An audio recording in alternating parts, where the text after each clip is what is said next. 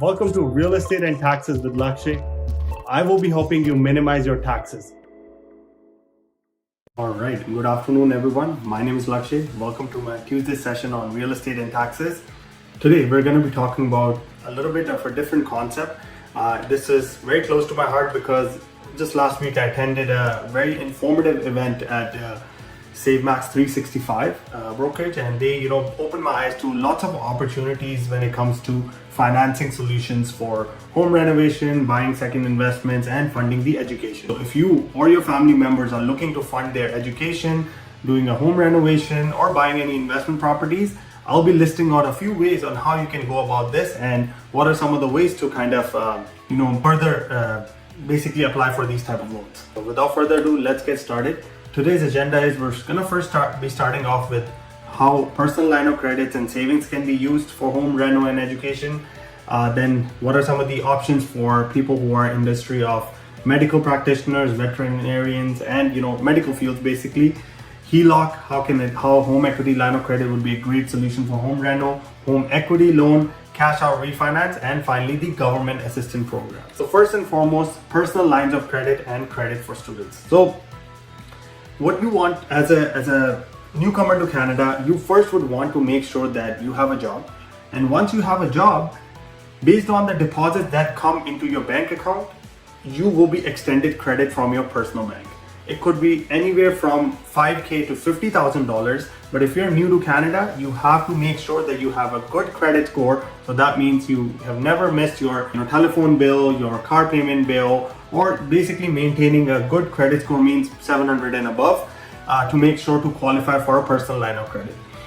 Personal line of credit is one of the smaller and easier solutions because it does not require you to have a collateral. By collateral, I mean to say any fixed asset.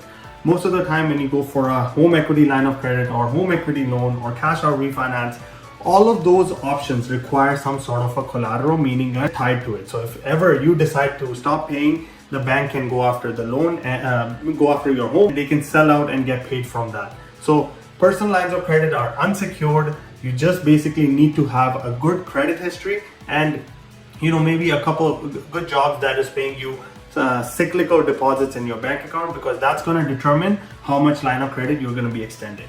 The second option I wanted to mention today is it is specifically for medical, dental, and veterinary school people. Anyone who is looking towards going that, you can basically go towards up until for medical practitioner you can go up to $400,000 to $400,000 worth of loan. For dental, also you can have up to $400,000 with an additional $25,000 value for specialty programs. For veterinarians as well, veterinary clinical practitioner or people who are getting education in that field, they can get up to $250,000. These loans definitely require a co-signer. This could be your mom, dad, or anyone, but if you are in the field where you're going to be pursuing medical profession, every bank, in this scenario I took a screenshot of TD, but every bank will offer you loan to pursue that education. And right now the rate is 6.75, so 6.75 minus 0.25 would be your rate of interest loan.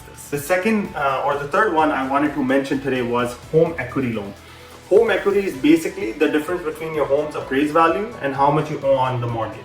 So for example, if your home value is $250,000 and your mortgage balance is $150,000, the difference between $250 and $150 is actually $100,000. That would be your home equity. So the bank would be able to give you money against the home equity. Home equity is basically your piece of the ownership that is after your mortgage amount that is left. So basically against your home equity, it is secured, so bank can extend you loan. This could technically be for any paying high interest credit cards, doing any renovations, anything you might need like a lump sum cash for. Another solution after a home equity loan is home equity line of credit. Technically, when you get a mortgage, right, you have a single amount and you pay off that over the span of 25-30 years.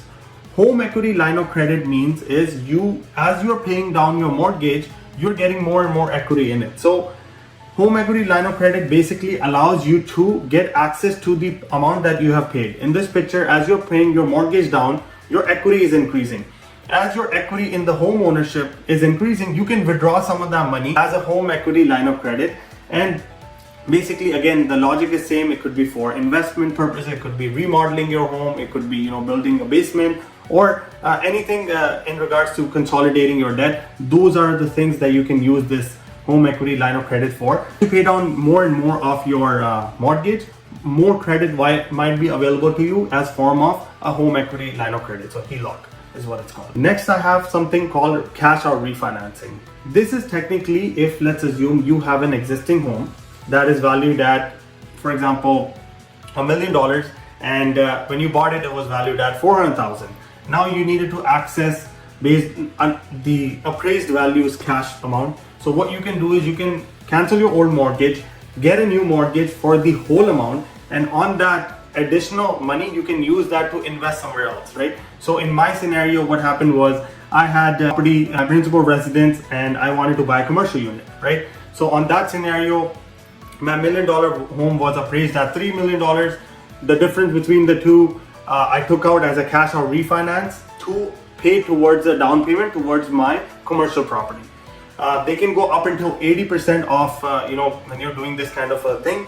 And most of the time, if you're in a situation of home remodeling or debt consolidation, this is a great option for you to explore. Last but not the least, we have government assistance programs.